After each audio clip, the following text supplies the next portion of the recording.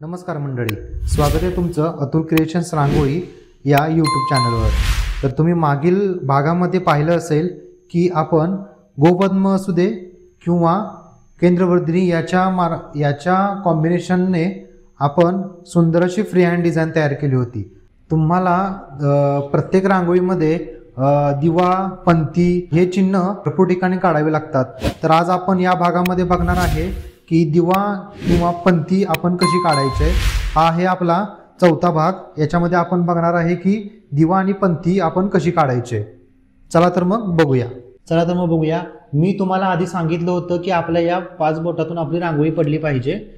तीच टेक्निक आपण यूज करायची आणि 5 बोटाच्या साहाय्याने आपण पंती आणि दिवा कसा काढायचा आहे बघणार आहे। पहिल्यांदा मी एक सिंपल आणि साधा असा दिवा काढून दाखवतोय।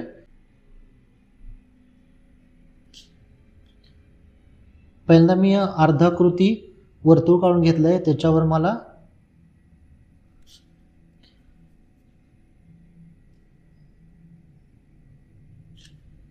बघू शकता तुम्ही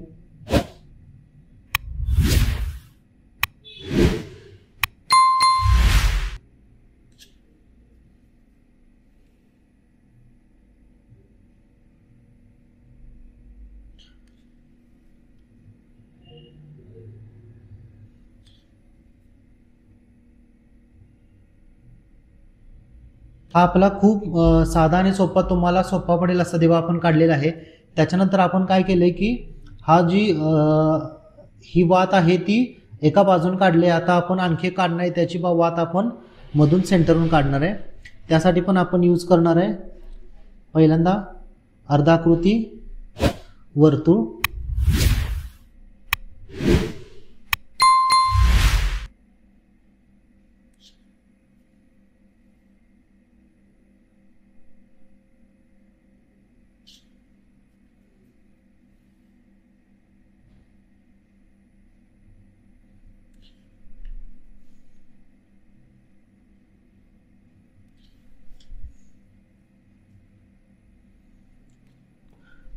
खूप सिंपल आणि साध्या तुम्हाला या डिझाईन सांगितलेल्या आहेत। या तुम्ही तुमच्या रांगोळीमध्ये भरपूर ठिकाणी रांगोळीचा तुम्ही उपयोग करू शकता।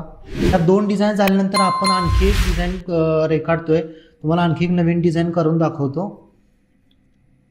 तुम्ही आमचा हा व्हिडिओ पहिल्यांदा बघत असाल तर आमच्या चॅनलला नक्की सबस्क्राईब करा। तुम्हाला दररोज नवीन व्हिडिओज बघायला मिळतील।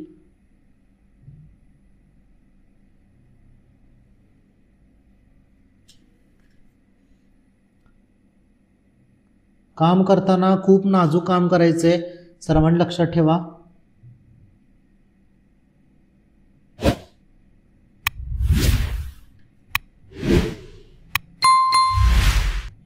तुम्ही बघू शकता की आपण किती सुंदर आणि छान अशी दिवा किंवा पंती आपण रेखाटलेले आहे।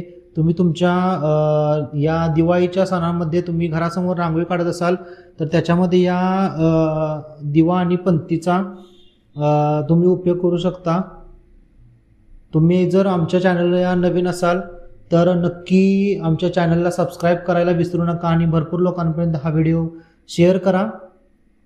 चला तर मग भेटूया पुढच्या भागामध्ये। तोपर्यंत रांगोळी काढत चला। धन्यवाद।